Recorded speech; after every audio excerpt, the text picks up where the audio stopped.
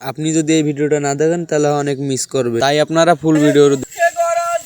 আমি আপনাদের কাছে আমাদের গ্রামের ব্লগ ভিডিও নিয়ে আসলাম। আপনারা এই ভিডিও দেখলে আপনাদের মন জুড়ায় যাবে, তাই আপনারা এই ভিডিওর সাথে থাকুন এবং সাবস্ক্রাইব করতে ভুলবেন না। আপনাদের দেখানোর জন্য আমাদের পুকুর পাড়ে আপনাদের নিয়ে যাচ্ছি। যেতে যেতে দেখি ক্যামেরার দিকে কিভাবে তাকাচ্ছে, এভাবে কেউ ক্যামেরায় তাকায়? দেখেন ভাই, বৃষ্টিতে পানি হয়ে মানুষের ধান সব পানির ভিতরে ডুবে গেছে। জানি না এরকম কত মানুষের ধান পানির তলে ডুবে গেছে ভাই। জানি না কত মানুষের মন ভেঙে গেছে এই পানিতে ভাই। মানুষটি অনেক গরিব ভাই, দেখেন পানিতে কিভাবে ধানগুলো ডুবে গেছে। এরকম ভিডিও পেতে আমাকে সবাই ফলো। এখন আপনাদেরকে নিয়ে আসলাম মূল ভিডিও।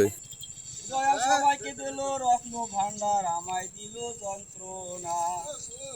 দয়াল সবাইকে দিল রত্ন ভান্ডার, আমায় দিল যন্ত্রণা। ওরে দুঃখে গড়া জীবন আমার, দুঃখে গড়া জীবন আমার, সুখ কপালে হইল না। ও দয়াল সুখ কপালে হইল না, হইল না। ও দয়াল সবাইকে দিল রত্ন ভান্ডার, আমায় দিল যন্ত্রণা। এখন এই চাচা আমাকে বলতেছে আমাকে ভিডিও করে দাও। অনেকগুলা ওই চাচাকে আমি ভিডিও করে দিলাম, দেখেন আপনারা আমি কিভাবে ভিডিও করে দিছি।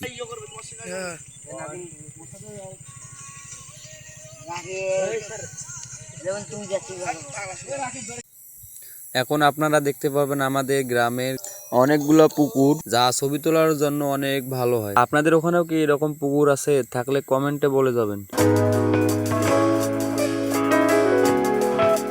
এক বড় ভাই আমাকে বললো, ভাই একটা আমাকে ভিডিও করে দাও। ভিডিও করে দিচ্ছিলাম, দেখতেছি আমাকে পিছন থেকে ভিডিও করতেছে।